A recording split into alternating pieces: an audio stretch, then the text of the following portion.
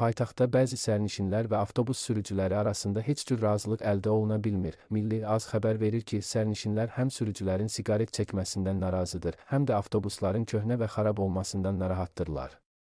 Sərnişinlərin sözlərinə görə 525 nömrəli xətt üzrə fəaliyyət göstərən avtobusların əksəriyyəti köhnə və istismara yararsız vəziyyətdədir. Onlar bildiriblər ki, nəqliyyat vasitələri tez-tez xarab olur. Bu da həm sərnişinlərin narahatlığına, həm də marşrutda hərəkət sıxlığına səbəb olur. Şikayətçilər əlavə ediblər ki, xətt üzrə mövcud avtobuslar sərnişin axınını qarşılamaqda çətinlik çəkir.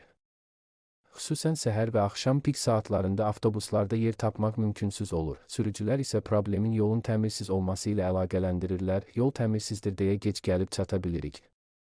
Amma intervaldan kənara çıxmırıq.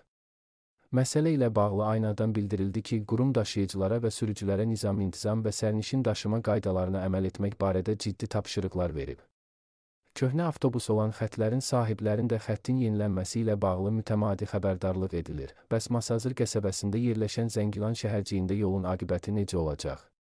Məsələ ilə bağlı Masazır bələdiyyəsindən bildirildi ki, sözü gedən yol gələn il təmir ediləcək.